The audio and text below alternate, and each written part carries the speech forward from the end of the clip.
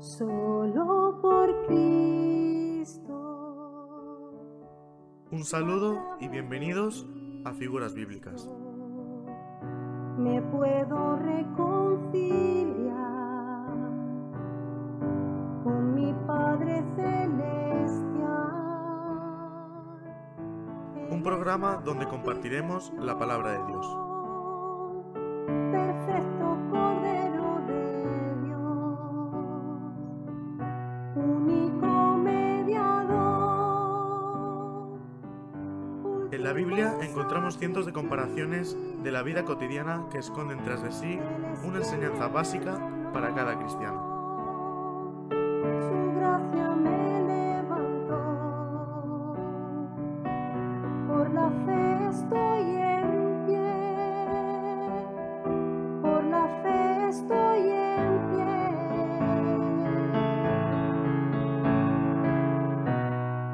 Hoy ondearé la bandera de victoria. En Figuras Bíblicas, cada semana traemos un bosquejo de las diferentes ilustraciones que encontramos en la Biblia. Hoy ondearé la bandera de victoria, que por su misericordia. Te damos la bienvenida a Figuras Bíblicas. Que Dios nos bendiga a través de su palabra. Él es quien me perdonó, su gracia me levantó, por la fe estoy en pie, por la fe estoy en pie. Hoy ondearé la bandera de victoria, que por su misericordia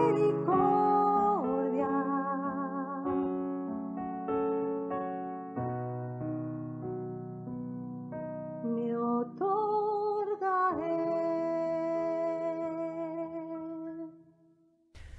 Bueno, pues buenas tardes desde aquí, desde Cartagena, desde Radio Luz a las Naciones, en este espacio semanal que ocupa nuestras tardes de los miércoles, donde desde Alicante nuestros hermanos realizan el programa Figuras Bíblicas, ¿verdad? En esta tarde concretamente nos acompañan en los estudios de Radio Luz en Alicante José y Esbeto, a los que, bueno, pues damos las buenas tardes. Buenas tardes, hermanos. Muy buenas tardes, a Melo, Dani, también a nuestros espectadores. Un gusto estar con vosotros y participar en Figuras Bíblicas. Buenas tardes también por mi parte y una vez más también diría un gusto también estar aquí. Pues bueno, sí, es lo que orábamos ahora, ¿verdad? Dando gracias al Señor por permitirnos pues poder compartir su palabra y poder con la ayuda y la provisión del Espíritu Santo poder compartir estas verdades, poder compartir su preciosa palabra sabiendo el poder que actúa a través de ella a aquellos que la creen. Y bueno, pues en Figuras Bíblicas llevamos un tiempo, los últimos programas en los que, bueno, pues iniciamos haciendo un recorrido por todo este mobiliario, como Esbeto la última vez decía, llamándole de esta manera mobiliario, como como lo que nos enseña en cuanto a todo lo que en el lugar santo, en el lugar santísimo, en lo que es el tabernáculo, todo este tipo de mobiliario que había, todo copiado, por así decir, todo llevado adelante bajo un diseño y sobre todo bajo una orden directa de Dios. Y esto nos da mucha confianza, ¿no? Saber que Dios es el que da la dirección, que Él hace un croquis, por así decir, que hace un plano, hace un diseño y dice, mira, hacerlo de esta manera. Y Él es el que ordena, el que da la palabra creadora, por así decir, ¿no? Vamos adelante. Y después de este recorrido que hemos hecho, pues ya en el anterior programa empezasteis a presentar pues este último lugar, ¿no? ¿Cómo vamos a llamarle?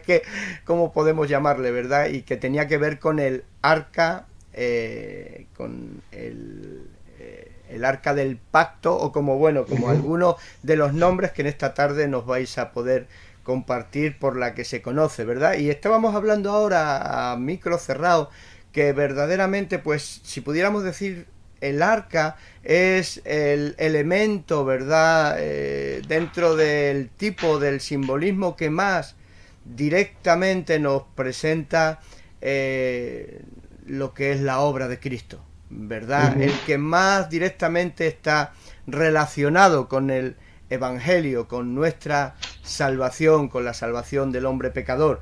Y bueno, creo que es un tema interesante, no solamente interesante por mera curiosidad, sino importante en cuanto a lo que tipificaba, simbolizaba, y que con la venida de nuestro Señor Jesucristo se torna en una realidad espiritual, en una realidad celestial. Entonces, sin ocupar más tiempo, pues adelante. Muy bien, te estaba escuchando ahora, Melo, ¿verdad? Con esta dificultad muchas veces para decir, bueno, ¿qué es el arca? Claro, a mí es que me ocurre lo mismo, claro, porque yo digo, bueno, pues ¿qué era? Mobiliario, un lugar, muchas veces cuando no sé cómo decir, digo, en esta figura bíblica y salgo un poco del paso, ¿verdad? Para poder, claro, es verdad, buscas un poco cómo poder salir, a veces en tus propias palabras te atas y decir, bueno, ¿qué era el arca? Bueno, podríamos decir mobiliario del templo, está bien dicho, pero nuestros oyentes no tenían la oportunidad de estar a micrófono cerrado con nosotros, y tú precisamente decías, alguien, ¿verdad?, hablaba de ello como un trono de misericordia. Y me gusta ver la figura del arca del pacto precisamente como el mobiliario principal de todos, ¿verdad? Por eso estaba en el último lugar, estaba guardado para el final. Pero me gusta verlo así, como un trono donde la presencia del Señor bajaba, ¿verdad? Donde la presencia del Señor estaba disponible para aquellos que se acercaban a su debido tiempo y según las ordenanzas del Señor. Un lugar donde la presencia del Señor descansaba, por así decirlo, o se manifestaba al pueblo de Dios, y se manifestaba también a Moisés, porque digamos Moisés en aquel tiempo ocupó un lugar excepcional, ¿verdad? Moisés dice que entraba a la presencia del Señor y estaba con el Señor, ¿verdad? Es una oportunidad única que tuvo él. A partir de ahí vemos como solamente el sumo sacerdote tenía esta posibilidad de entrar una vez al año, con sacrificio, con sangre de animales inocentes, para presentarlos delante del Señor por sus pecados y posteriormente también por los de todo el pueblo. Entonces sí que me gustaría, ¿verdad?, en esta tarde, ¿verdad?, que nos podamos quedar un poco con que el arca del testimonio o el arca del Señor tiene que ver precisamente con la presencia del Señor, tiene que ver con presencia. De hecho, estuvimos hablando en el programa anterior cómo incluso la nación de Israel, cuando acudían a las guerras, se llevaban el arca en simbolismo, es decir, el Señor está con nosotros. En medio de nuestras batallas, en medio de nuestras peleas, la presencia de Dios está con cada uno de nosotros. Y muchas veces, ¿verdad?, hemos hablado cómo esta nube descendía sobre el tabernáculo de reunión donde se encontraba el arca. Me gustaría leer en Éxodo capítulo 25, donde encontramos esta ordenanza o mandamiento del Señor de cómo tenían que construir el arca, y nos habla de medidas y nos habla incluso también de materiales. Y dice así: harán también un arca de madera de acacia, cuya longitud será de 2 codos y medio, su anchura de codo y medio y su altura de codo y medio, y la cubrirás de oro puro por dentro y por fuera, y harás sobre ella una cornisa de oro alrededor. Fundirás para ella 4 anillos de oro que pondrás en sus 4 esquinas, 2 anillos a un lado de ella y 2 anillos al otro lado. Harás unas varas de madera de acacia, las cuales cubrirás de oro, y meterás las varas por los anillos a los lados del arca para llevar el arca con ellas. Las varas quedarán en los anillos del arca, no se quitarán de ella.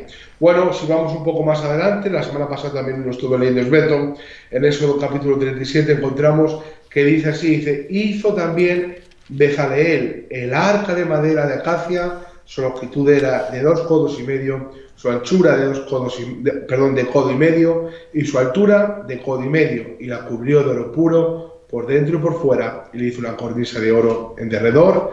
Además fundió para ella 4 anillos de oro a sus 4 esquinas, en un lado 2 anillos y en el otro lado 2 anillos. Hizo también varas de madera de acacia y las cubrió de oro, y metió las varas por las anillas a los lados del arca para llevar el arca. Bueno, fíjate, ¿verdad? Me gusta mucho con qué simpleza la palabra del Señor nos habla de que la ordenanza del Señor se cumplió según lo que Dios dijo en su palabra. Dios le había mostrado una visión a Moisés en el monte y le dio unas palabras de cómo tenía que ser construida. Algo que vemos es que fue construida según el diseño original del Señor. Y esto lo vemos a lo largo de todo el tabernáculo, cómo fue construido según el diseño original del Señor. Y algo que hablábamos también es que si en este tiempo presente nosotros somos el templo del Señor, somos el tabernáculo del Señor, entonces también tenemos que estar edificados, limpiados, lavados y cubiertos, ¿verdad?, de la misma manera según el diseño original del Señor. Entonces, tú y yo, algo que tenemos que saber es que Dios quiere cumplir su propósito original en nuestras vidas. Y partiendo de esto, ahora sí, encontramos este precioso mobiliario, artilugio, que me gusta definirlo como el trono donde estaba la presencia del Señor, y es el arca del testimonio. Simplemente antes de darle paso a Esbeto, es curioso, ¿verdad? Porque incluso se han hecho películas de Hollywood, hay un montón de libros, ¿verdad? De hecho, bueno, hay una película muy conocida, esta de Indiana Jones, del arca perdida, ¿verdad? Y siempre, o cuando lo puedes ver en el cine, o incluso para muchos dirán ciencia ficción, ¿verdad? Se habla de ello, se habla con algo que era poderoso, con algo que vinculaba al hombre con el Señor. Y esa idea, te das cuenta como que está bien empleada, porque era el lugar donde el hombre podía hablar con el Señor. Pero a día de hoy, ¿verdad?, tenemos que saber una cosa, y es que es en Cristo Jesús en quien tú y yo estamos vinculados al Señor. Es en Cristo Jesús en quien tú y yo tenemos acceso a la presencia del Padre. La semana pasada me gustaba Esbeto, ¿verdad?, cómo nos contestaba la pregunta, bueno, ¿y dónde está el arca a día de hoy? ¿Verdad? Porque si aún los judíos ni tan siquiera se aclaran con el templo, ¿dónde está el arca a día de hoy? Bueno, pues según la tradición o se cuenta, ¿verdad?, que fue destruida en el año 70 después de Cristo por el general Tito, cuando arrasó con todo y arrasó con el templo.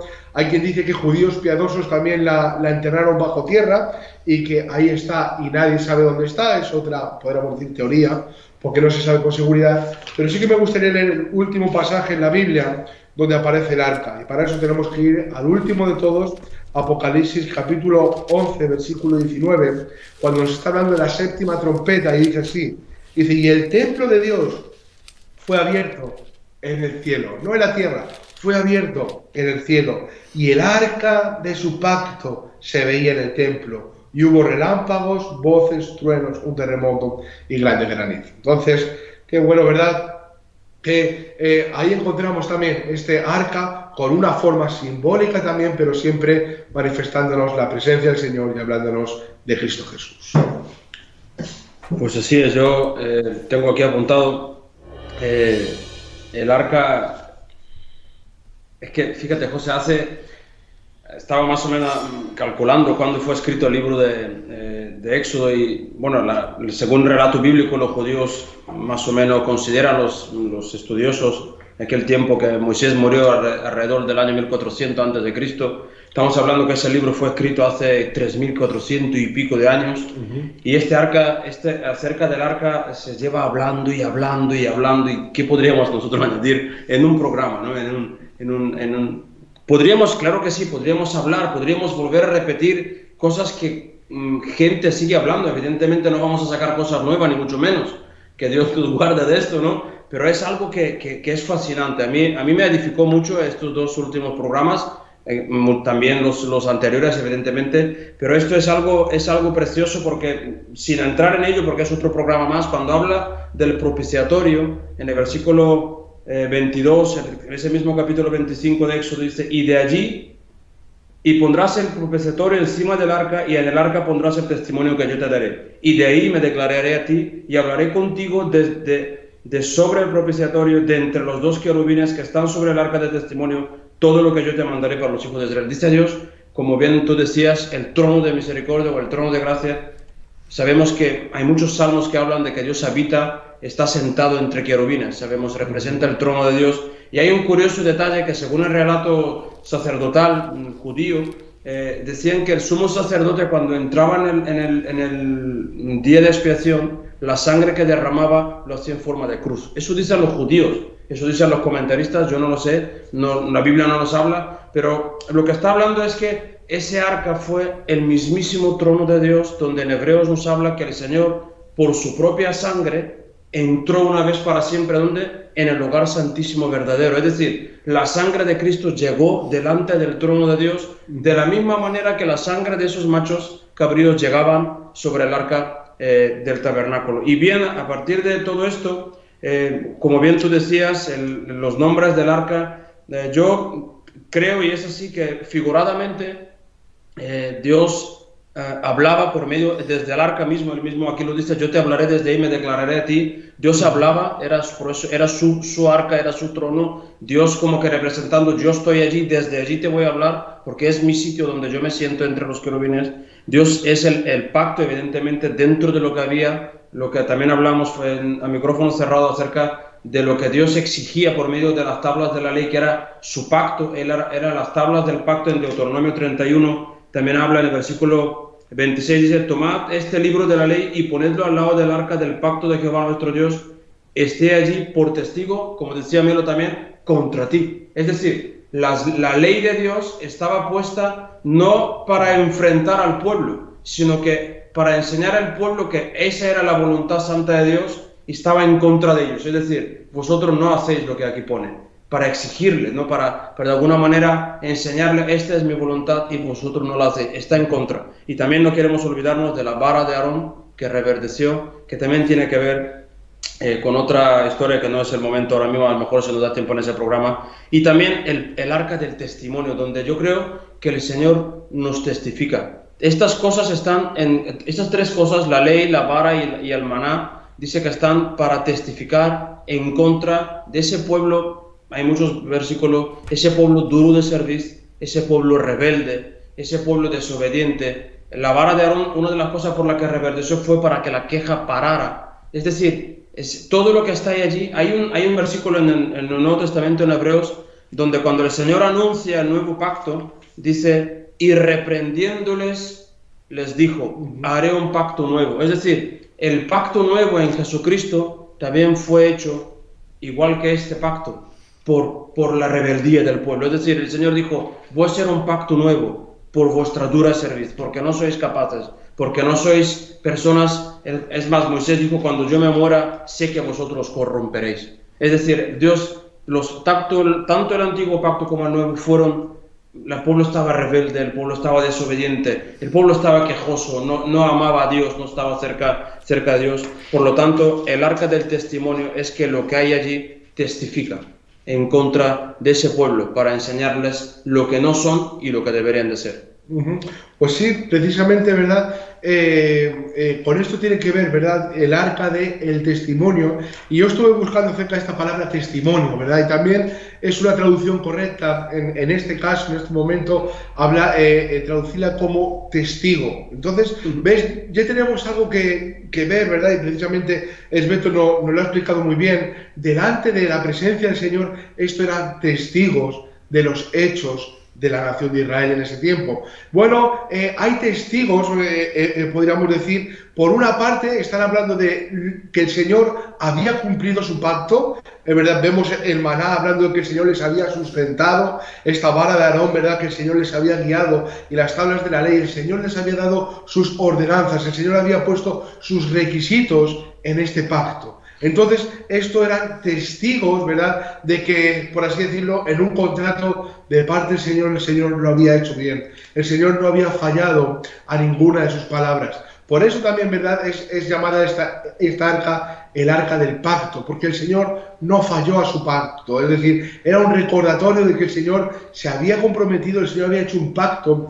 y Él no iba a faltar a ninguna de sus palabras. Estas palabras de testimonio, ¿verdad?, del arca del testimonio, también, ¿verdad?, un poquitín lo vemos más adelante, y es usado incluso como presentación de la palabra del Señor, ¿verdad? Por eso el salmista decía, tus testimonios están delante de mí, ¿verdad? Yo encontraba algún salmo que otro, pero simplemente, por ejemplo, el Salmo 119, versículo 88, el salmista decía, vivifícame conforme a tu misericordia y guardaré los testimonios de tu boca, ¿verdad? Y esto tiene que ver con qué, con la palabra del Señor. ¿Y en qué contexto, podríamos decir, es utilizada el arca del testimonio? Bueno, pues tiene que ver, ¿verdad?, con el tiempo desde el que se construyó hasta todo el tiempo en el que la nación de Israel estuvo de peregrinaje hasta la tierra prometida. Durante este tiempo, ¿verdad?, el arca era conocida como el arca del testimonio,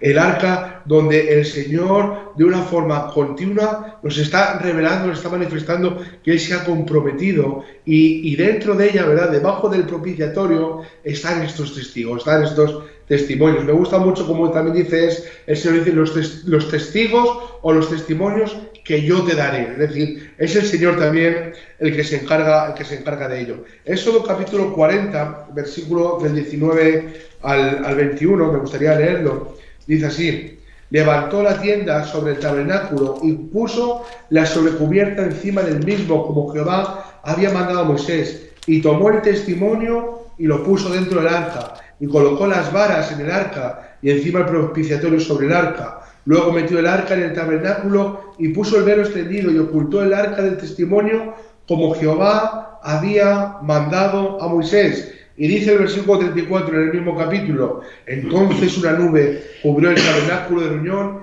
y la gloria de Jehová llenó el tabernáculo. ¿Qué había en el tabernáculo? ¿Qué había en ese lugar del que nos está hablando? Estaba el arca, en la mismísima presencia del Señor, ¿verdad? Entonces, qué bueno, ¿verdad?, que encontramos ahí también un lugar de reunión. Encontramos, ¿verdad?, donde el Señor dice que la gloria del Señor lo llenó todo. Claro, muchas veces cuando vemos todos estos contextos y ante la desobediencia de Israel, claro, podemos decir, pues todo estaba mal, ¿verdad? Pero lo mejor de todo ello, ¿verdad?, es que a pesar de la actitud de la nación de Israel, el Señor no falló, ¿verdad? El Señor no manchó su testimonio. La parte del Señor siempre estuvo dispuesta y siempre se cumplieron todas las palabras del Señor. Por eso encontramos también, ¿verdad?, que es llamada el arca del pacto. Si leyésemos Josué capítulo 21, versículo 45, dice que no faltó ninguna de las palabras que el Señor había dicho a su pueblo, dice, todas ellas se cumplieron conforme a su palabra. Y aquí tiene que ver, ¿verdad?, con el pacto del Señor, ¿verdad?, con su pueblo. Deuteronomio,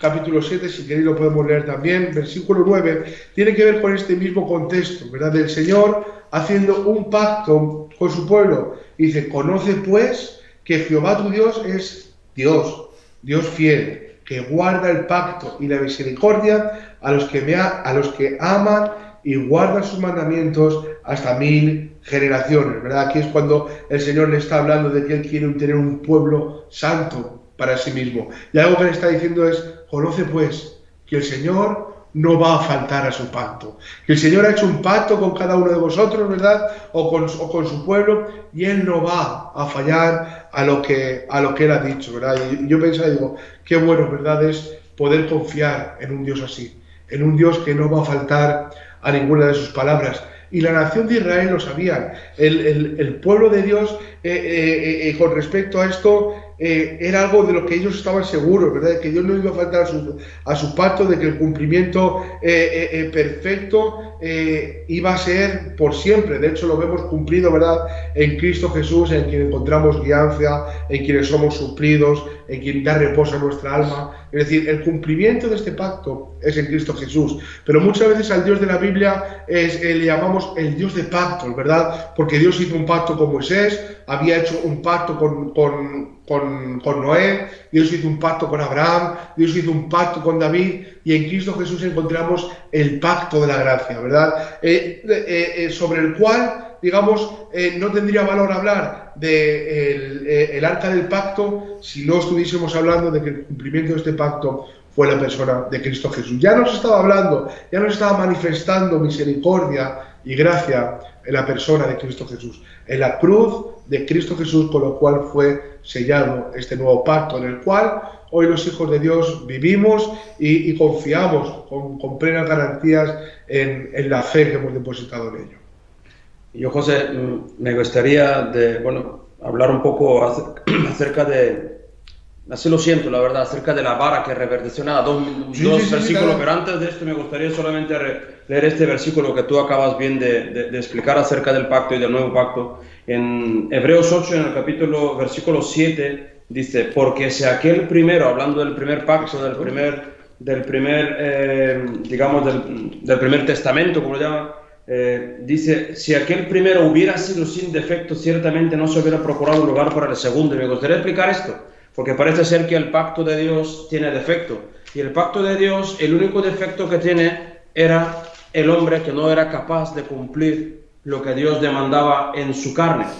Porque si fuera de otra manera, el siguiente versículo no sería de así, como dice aquí, porque reprendiéndoles dice, dándonos a entender que el defecto del pacto era el hombre. Por eso está siendo reprendido por Dios, porque si fuera el problema en el pacto mismo, el Señor les pediría disculpa. Dice, perdonadme, pero me he equivocado. Pero no es así. Aquí el Señor los reprende y dice, mira, el defecto de mi pacto es que vosotros no sois capaces de cumplirlo. Y dice, he aquí vienen días en que estableceré en la casa de Israel y en la casa de Judá un nuevo pacto. Y nos narra bastante bien la historia acerca de lo que Dios iba a hacer. Y la clave es que porque ellos no permanecieron en mi pacto y yo me desatendí de ellos, dice el Señor, por lo cual este es el pacto que haré con la casa de Israel después de aquellos días. Pondré mis leyes, sabemos muy bien, en su mente, en sus corazones, y seré ellos por Dios y ellos me serán por pueblo. Y al final, como tú bien dices, la fidelidad del pacto es que el Señor será propicio a nuestras injusticias y nunca más se acordará de nuestros pecados y de nuestras iniquidades. Y aquí vemos la fidelidad del Señor. Y me gustaría solamente hablar en capítulo 17 de Números, en el versículo 8, habla de la vara que reverdeció. La historia es muy por encima. Sabemos que hubo una rebelión en contra de Moisés y en contra de Aarón en cuanto de la autoridad de los dos, tanto de uno como del otro. Y aquí el Señor le está diciendo al pueblo, después de la tierra tragarse a Coré y a todas aquellas personas que lo siguieron, vemos que el Señor le vuelve a hablar a Moisés y le dijo, mira, escoge 12 varas, una vara por cada tribu, y la metes dentro de él, escribes los nombres de la jefe de las familias, correspondiente el nombre de Aarón por Leví, y las metes delante del testimonio, dice bien la historia aquí, y los metes y dice, y aquella vara que yo haga reverdecer, sabemos que dio frutos de almendro, que tiene que ver con la prontitud de la respuesta de Dios. El almendro es el primer árbol que florece en primavera. Dice, aquella vara que reverdece, esa será la persona que yo, dice en el versículo 5, escoja. Y aquí vemos, evidentemente sabemos que en el versículo 8 la que reverdeció fue la vara de Aarón.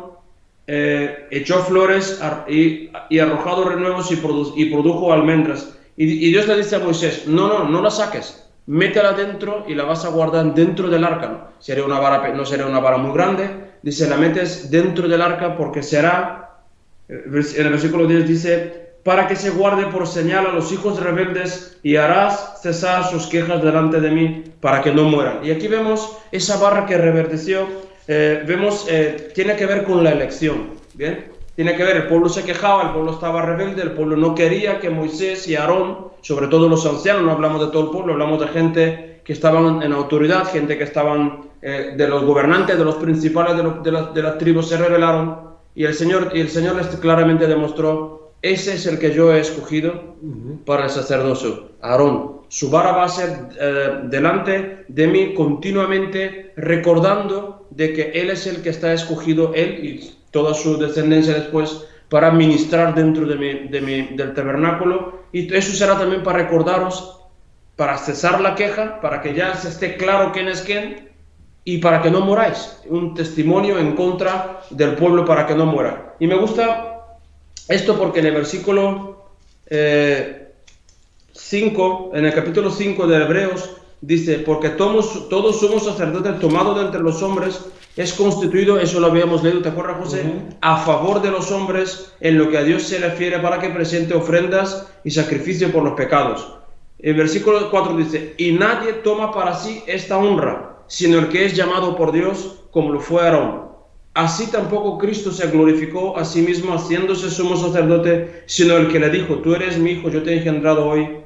Como también dice en otro lugar, tú eres sacerdote para siempre según el orden del Melquisedec. Aquí vemos cómo el Señor llamó a Aarón para ministrar, pero aquí también vemos cómo el Señor llamó a Jesús, lo escogió y le dijo, tú eres mi hijo amado, serás sacerdote, sumo sacerdote para siempre, vas a ministrar a favor de los hombres una redención eterna como la Biblia también nos enseña. Y vas a ser ese testimonio, ese sacerdote, no sé, como esa señal para el pueblo de que tú eres el que tiene que hacerlo. Y me gusta mucho también, Jesús mismo se llamó árbol verde, lo sabemos en Lucas, en el capítulo, lo tenía por aquí, Lucas 23, 31 dice, el árbol verde. No, Jesús mismo se llamó el árbol verde, creo que es interesante también. Pero lo que quiero decir con todo esto es que la vara de Aarón era muy, muy importante justamente con las otras dos cosas que testificaban en contra, pero a la misma vez a favor del pueblo. Porque cesó la queja, se estableció quién iba a ser el sumo sacerdote, quién iba a tener la autoridad sacerdotal, y esa vida, ese reverdecer, esos frutos de almendro, esa vara verde tiene que ver con la vida, tiene que ver con la prontitud con la que el Señor hace las cosas. Pues sí, la verdad que es una realidad. Y precisamente, ¿verdad? La tribu de Leví, como bien nos ha dicho Esbeto, los únicos que tenían derecho a trabajar en el templo, en el tabernáculo, a estar sirviendo, la Biblia nos dice, de día y de noche, en este viejo pacto, ¿verdad? En este pacto hecho con defecto por causa de la debilidad del hombre, por causa del hombre que fue el que lo hizo infructuoso, dado a su incapacidad, ¿verdad? Pero ahí estaban ellos, ¿verdad? Trabajando de día y de noche. Y ahora también nos enseña que ahora nosotros tenemos a Jesús, ¿verdad? Nuestro bendito y fiel sumo sacerdote, el que ya ha ejecutado un único sacrificio una vez para siempre, pero es que este Jesucristo, ¿verdad? El Hijo de Dios, es la palabra de Dios nos enseña que es fiador de un mejor pacto, ¿verdad? Y está fundado sobre mejores promesas todavía.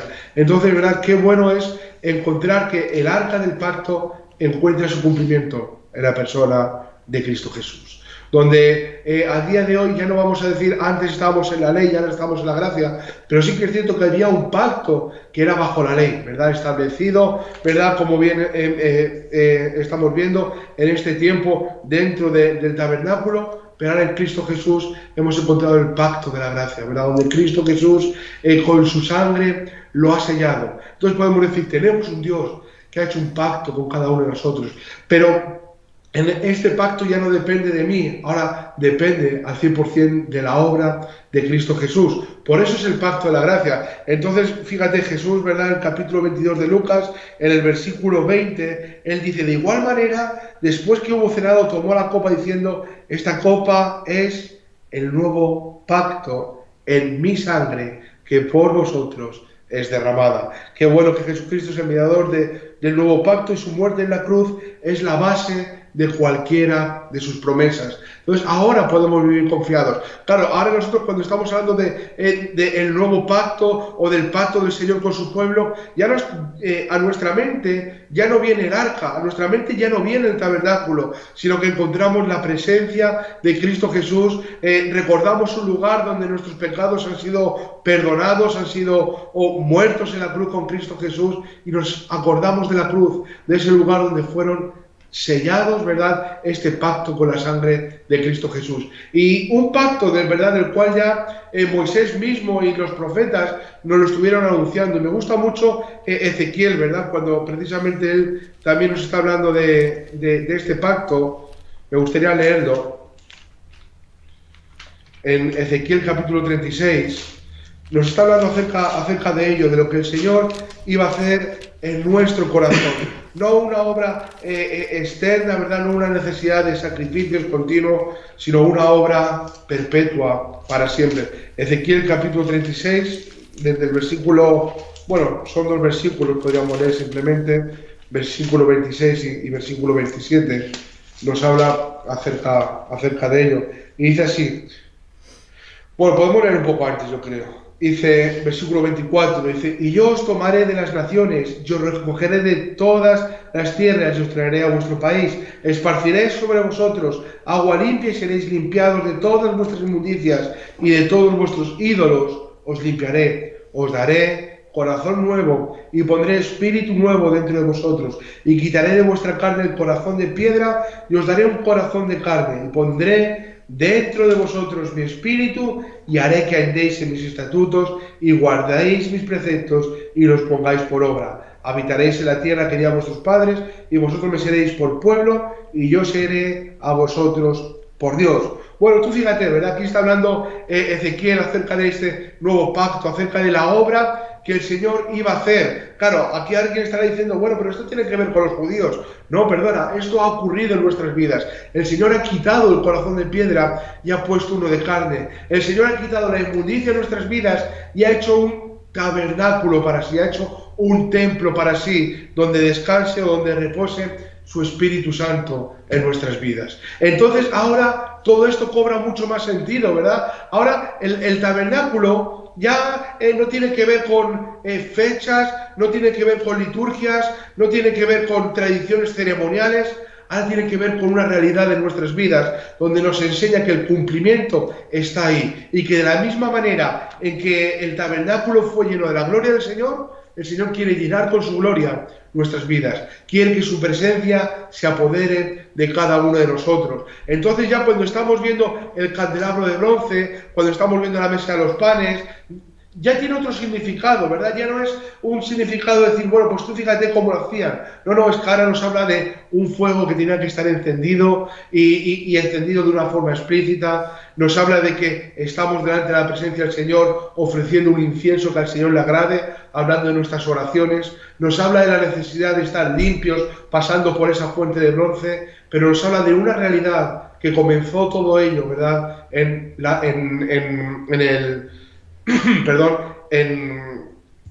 ¿Cómo se llamaba se me ha olvidado, en el lugar del sacrificio que era de bronce, ¿verdad? Donde Cristo Jesús fue muerto por nuestros pecados, pero ahí comenzó, en el altar de bronce, ¿verdad?, nuestra vida cristiana, donde nos acercamos a Cristo Jesús, ¿verdad? Y Él con su sangre es el que ha limpiado nuestras vidas. Este es el significado del tabernáculo. Si tú te fijas, es un recorrido hasta llegar a la misma presencia del Señor. Y entonces ahora, cuando yo veo el arca del pacto acompañando a la nación de Israel en medio de sus batallas, yo tengo que decir, en medio de mis batallas, el Señor está peleando por mí. En medio de mis batallas, la presencia del Señor no ha cesado. Tengo que buscar al Señor, porque ese es el lugar de reunión de los hijos del Señor. Cuando alguien me dice el arca del testimonio, yo recuerdo de aquellas cosas, de aquella ley que a mí me era contraria, y solamente puedo dar gracias a Cristo Jesús, ¿verdad? Porque ha derramado gracia y misericordia sobre mi vida. Cuando alguien me dice el arca del Señor, yo puedo decir, pues sí, es cierto, a día de hoy somos del Señor, y el Señor muestra y manifiesta su presencia a través de cada uno de nosotros. Entonces, qué bueno, ¿verdad?, es poder darnos cuenta de que todo esto nos hablaba de Cristo Jesús, pero que en esta historia cada uno de los hijos de Dios ocupamos también un lugar. El lugar preeminente es la presencia del Señor, y el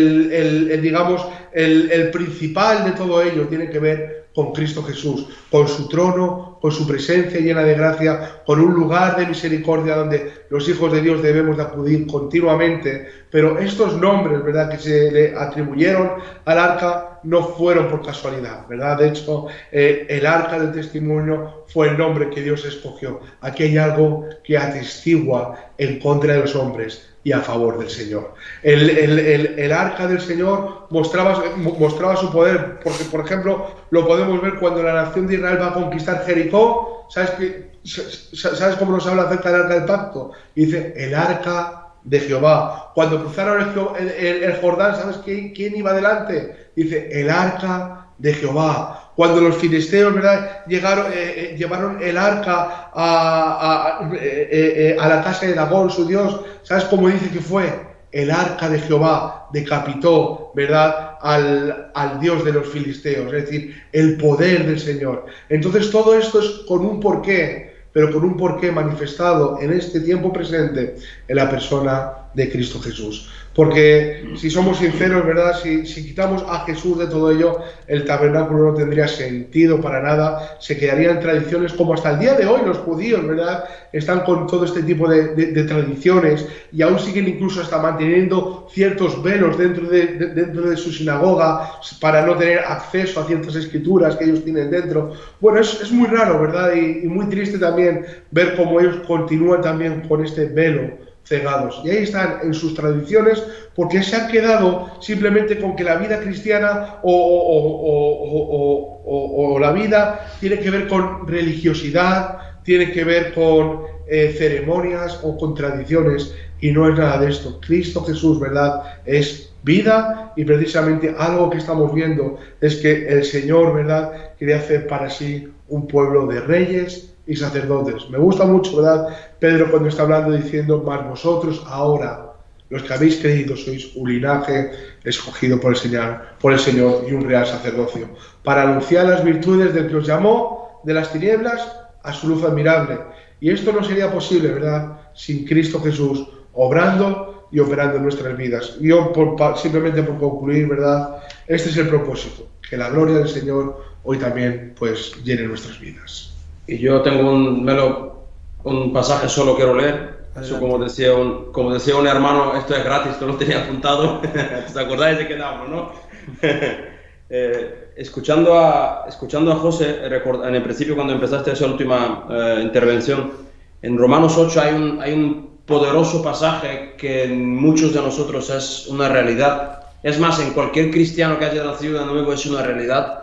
Y habla de esto, habla del poder del Evangelio, habla del poder que a nosotros se nos ha dado para poder cumplir la voluntad de Dios. Y aquí dice, ahora pues ninguna condenación hay para los que están en Cristo Jesús, los que no andan conforme a la carne, sino conforme al Espíritu, porque la ley del Espíritu de vida en Cristo Jesús me ha librado de la ley del pecado y de la muerte. Y dice, porque lo que era imposible para la ley, por cuanto era débil por la carne, Dios, enviando a su Hijo en semejanza de carne de pecado, y a causa del pecado condenó al pecado en la carne, para que la justicia de la ley se cumpliese en nosotros, que no andamos conforme a la carne, sino conforme al Espíritu. Y aquí está claramente enseñándonos que la ley de la que estamos hablando, ese viejo pacto, fue enviada, fue dada al pueblo para justificarlo. Dios todo lo que hizo fue para perdonar al pueblo, para poder justificar al pueblo, para poder redimir al pueblo, para que el pueblo anduviera correctamente delante de él. Y aquí está hablando que lo que la ley, lo que el tabernáculo, lo que la presencia de Dios representando con todo ese tabernáculo que estamos llevando estos programas,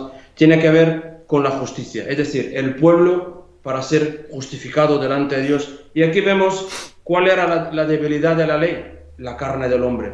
El hombre no era capaz de cumplir la voluntad de Dios en su carne, por eso era la ley, esa manera que Dios hizo las cosas, no hacía lo que tenía que hacer en el hombre, como tú bien decías, ese corazón de carne. Y aquí vemos que el Señor envió a su Hijo Jesucristo para que esa justicia a la cual Dios tiene para nosotros, ser justificados, se cumpliera en nosotros. Por medio de Jesucristo, por medio de nacer de nuevo, ese corazón nuevo, ese pacto escrito en nuestra mente, en nuestros corazones, Y aquí vemos, por eso digo que se ha cumplido en nosotros, porque un poco más adelante el apóstol Pablo es claro, el que no tiene el Espíritu de Cristo no es de él. Es decir, todas aquellas personas que han nacido de nuevo, que han nacido de arriba, que han nacido del Espíritu, eso es una realidad. La justicia de la ley se ha cumplido en nosotros. Es decir, el pacto del Señor hoy tiene poder en nosotros y nosotros podemos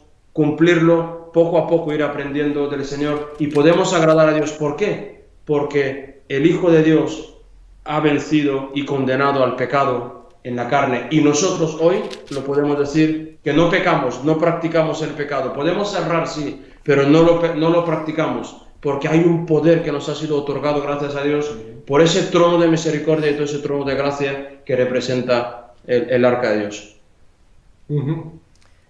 Muy bien, pues creo que estaba escuchando atentamente en esta tarde este buen desarrollo que habéis hecho en el tiempo que tenemos, ¿verdad? Que se nos permite también.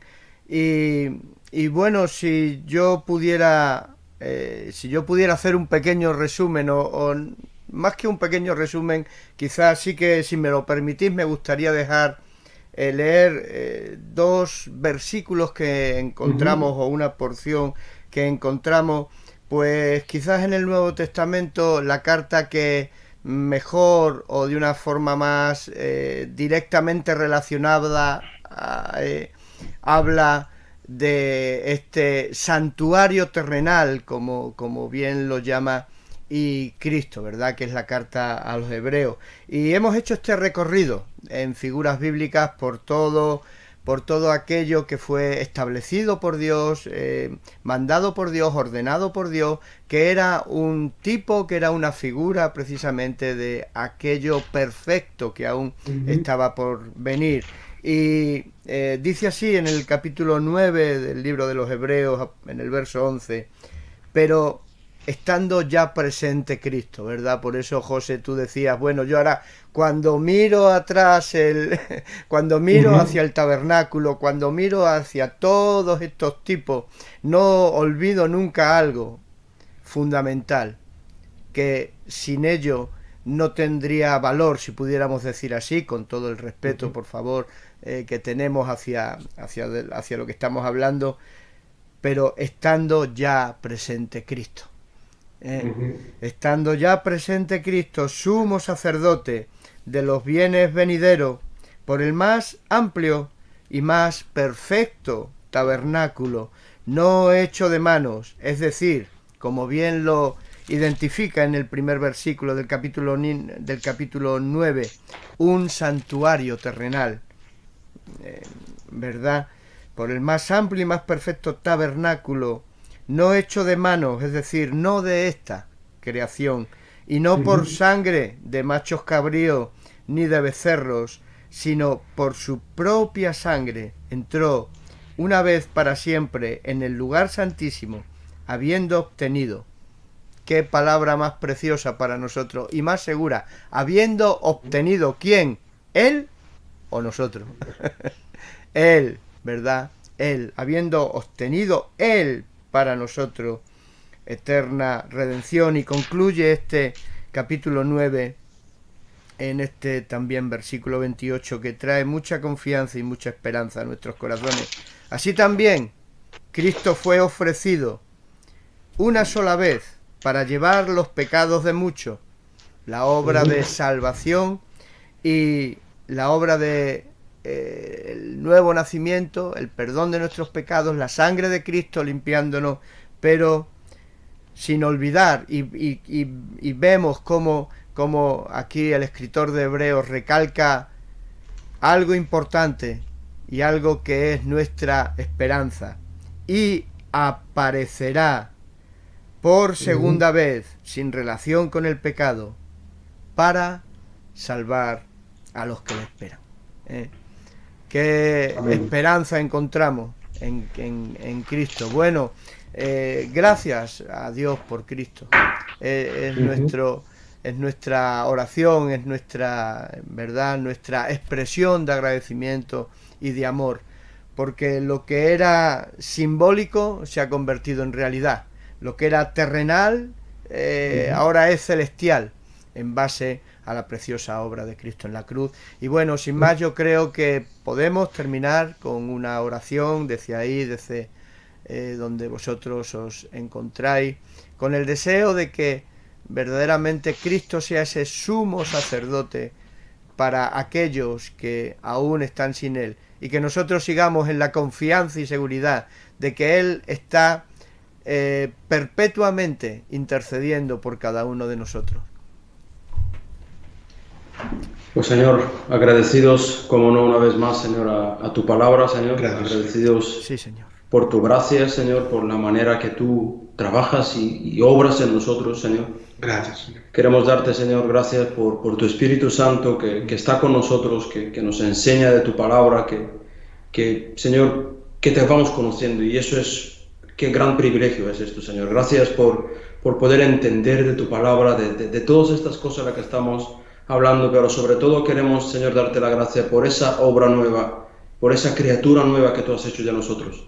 Porque tu Espíritu Santo nos ha hablado por medio de tu palabra y tú nos has transformado, Señor. Hemos sido lavados por tu sangre, Señor, hemos sido perdonados de nuestros pecados y hoy somos, Señor, una realidad de todo lo que estamos hablando. Somos testimonio vivo de tu poder, de tu palabra, Señor, de cómo tú obras en un ser humano. Señor, muchas gracias una vez más por todo esto, Señor, de lo que estamos hablando. Gracias. Por esas figuras bíblicas que están escritas, son tan importantes para poder conocer, entender lo que tú has hecho. Son una manera figurada de saber cómo tú has obrado, cómo tú te has entregado, qué significa tu sangre, qué tiene que ver toda esta redención, qué es lo que tú has hecho en realidad en la cruz. Y hoy lo estamos entendiendo un día más, Señor. Señor, muchas gracias por ese arca del pacto, Señor. Muchas gracias. Que había en el Antiguo Testamento, Señor, que había en ese templo. Pero también queremos darte gracias, Señor, por tu pacto, por el nuevo pacto, por el pacto de la gracia, porque tú nos has permitido no entrar en un sitio terrenal, sino que nos has permitido, con esa fe que nos has dado, entrar delante del trono de la gracia. Y dice que entremos con confianza, Señor. Muchas gracias.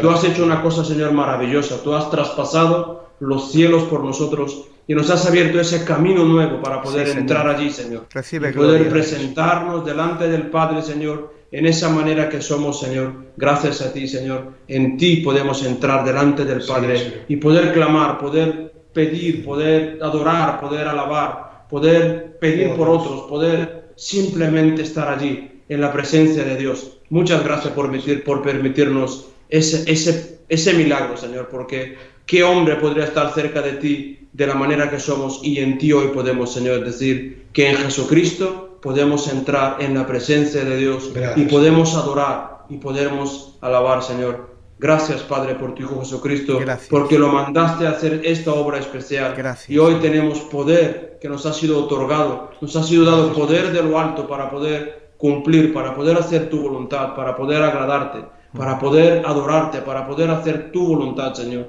Y hoy solamente en Cristo Jesús lo podemos hacer. Muchas gracias una vez más por Cristo, Padre. Gracias, y en el nombre de Cristo, Señor, queremos decirte que tú sigas haciendo esa obra en nuestras vidas, Señor. Por favor, Señor. Por favor, porque si queremos seguir conociéndote y queremos seguir agradándote todo el tiempo que tú nos permitas. Sí, Señor.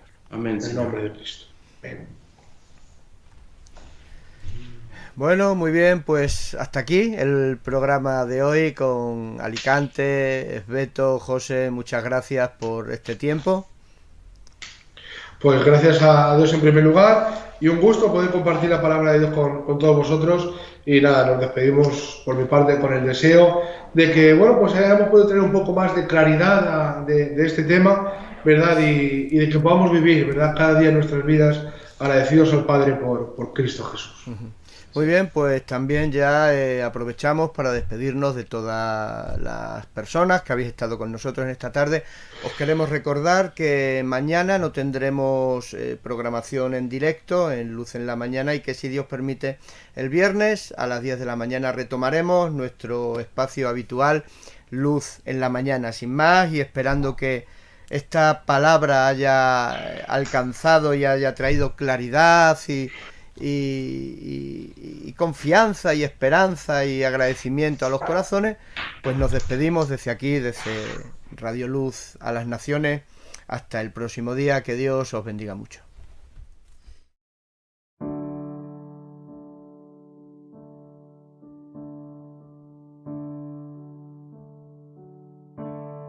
solo por Cristo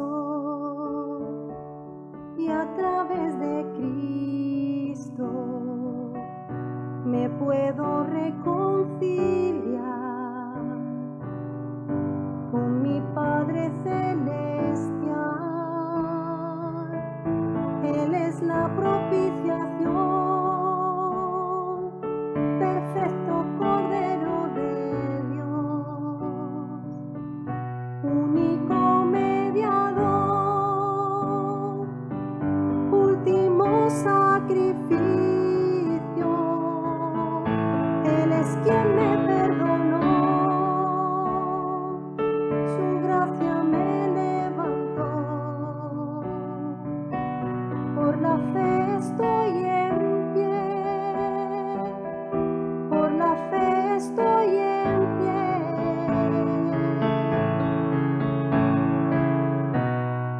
Hoy ondearé la bandera de victoria, que por su misericordia en la cruz me hizo ver. Hoy ondearé la bandera de victoria, que por su misericordia en la cruz me hizo ver. Él es quien me perdonó, su gracia me levantó. Por la fe estoy en pie,